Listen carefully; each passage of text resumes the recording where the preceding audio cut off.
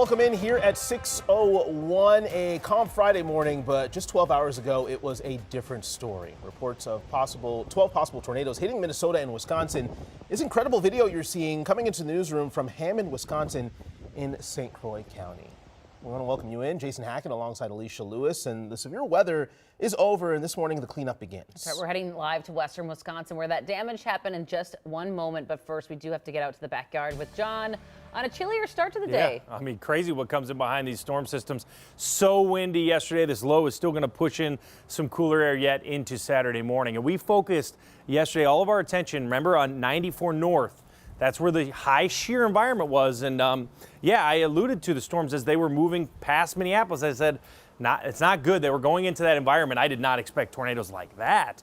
But again, yeah, you always want to take precaution. That's that triple point was sitting over there yesterday. It is windy now.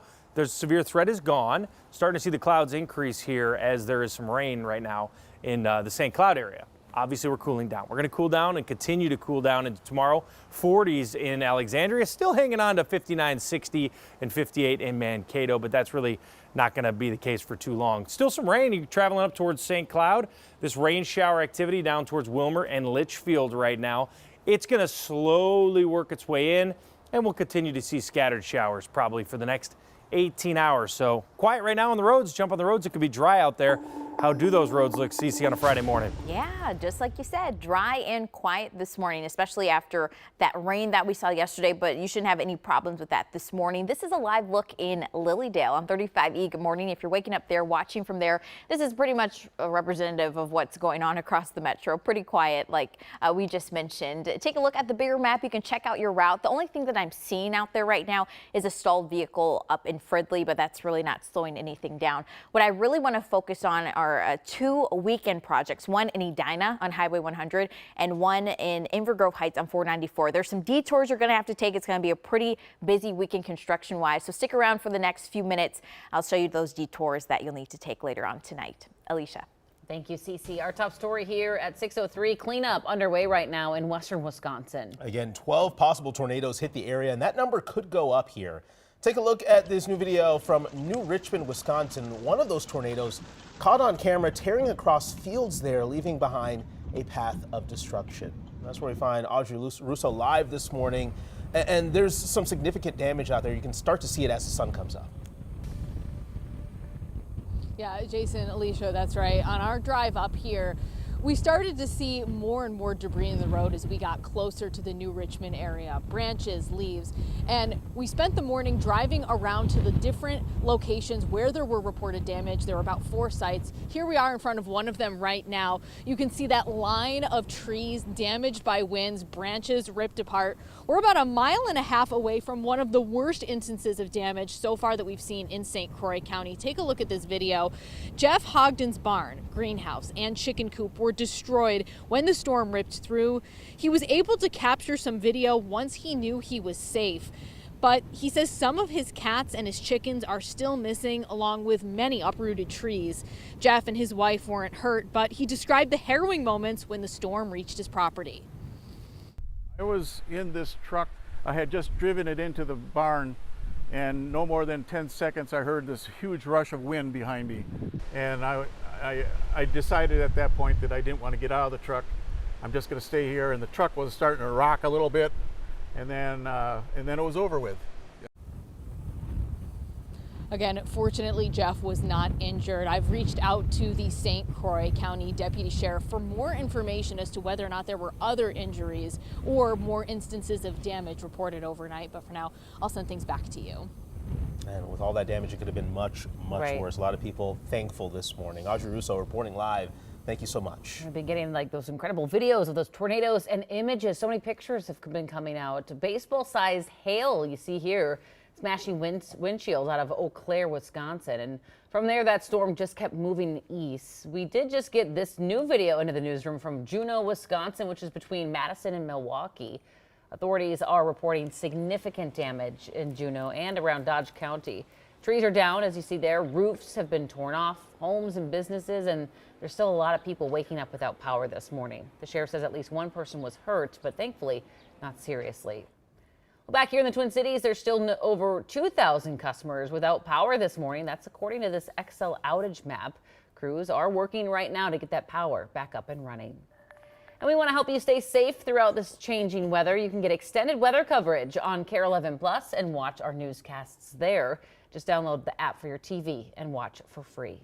So while we were getting severe weather in the metro, the rain offered some much needed relief for firefighters battling wildfires in the northern part of the state. And just before 10 this morning, we should learn more about those fires when Governor Walz, Senators Amy Klobuchar and Tina Smith visit a command center in Two Harbors for a briefing. The three of them will also survey the damage from the 3 wildfires north of Duluth that have burned more than 30,000 acres and forced evacuations there. As of right now, those fires are still 0% contained. The state's second largest prison is closing, and later this morning, the union representing correctional officers and workers at the Stillwater Correctional Facility will hold a news conference demanding that state leaders change their minds. Department of Corrections Commissioner Paul Schnell says that legislative leaders, along with Governor Walz, agreed on a phased plan to close the prison by the year 2029. Schnell says the facility has $180 million in maintenance needs and would cost $1.3 billion to fully modernize or replace the buildings. Some staff will be reassigned within the DOC while others may lose their job. 6:07 and a heads up. Starting tonight, parts of 494 in Inver Grove Heights and Highway 100 in Edina will shut down for the weekend. Let's bring in Cece to break down the detours for us and when those roads will reopen. Good morning, Cece. Yeah, good morning. Let's get to it. All right, tonight at 9 o'clock, Highway 100 is going to shut down in both directions between Highway 62 here in Edina and Golden Valley 394. So they're doing some bridge demolition work. So this stretch will not reopen until Monday morning at 5. So you'll need to detour the detour 394, 169, Highway 62. 169 is going to be your friend this weekend. Then about an hour later at 10 p.m. over in Inver Grove Heights, 494 will shut down in both directions between Blaine Avenue and Babcock Trail. Again, that's going to start at 10. Project wraps up Monday morning at 5:02. So you're going to need to detour on Highway 52. Westbound 494, that detour is 52 northbound to Mendota Road to 52 southbound. That'll get you back west. If you're taking eastbound 494, that detour is 52 southbound, eastbound 70th Street to 52 northbound. But this is going to be a really big detour in these different parts of the metro. So please add some extra time because folks are going to be trying to navigate it just like you. Alicia. Zizi, thank you. Hey, it's a big day for Minnesota basketball fans. The Link opened the season tonight in Dallas. And if that's not exciting enough, they're playing against the #1 draft pick and Minnesota superstar Paige Bueckers. And there's even more here. Michelle Beck is live in Hopkins. At least I think she's live in Hopkins, where the city is doing something pretty special to honor Paige. Good morning, Michelle. Well, actually, we're not in Hopkins, Minnesota. We are in Paige Bueckers, Minnesota, at least for today. Starting in just a few hours, city signs and street signs will soon reflect that temporary change to pay tribute to this Hopkins High School alum.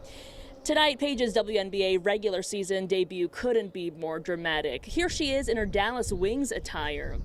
With tip-off at 6:30 p.m., Paige and her Wings will be facing off against the Lynx. Minnesota's team is now in Texas after just yesterday a survey of GMs predicted it'll win the finals. Remember, this giant of an opponent is Paige's hometown team. And in a new clip posted yesterday, Paige says she looked up to the Lynx as she was growing up. And speaking of her youth, take a listen. It's me from when I was younger. I was playing like with Hopkins, my high school, as a young kid, but it kind of went viral because the guy at the time, his name is Greg, he kind of said like, this is somebody you should watch out for. Like, growing up watching the WNBA, it was everything that I wanted to be, so yeah, it's pretty crazy now.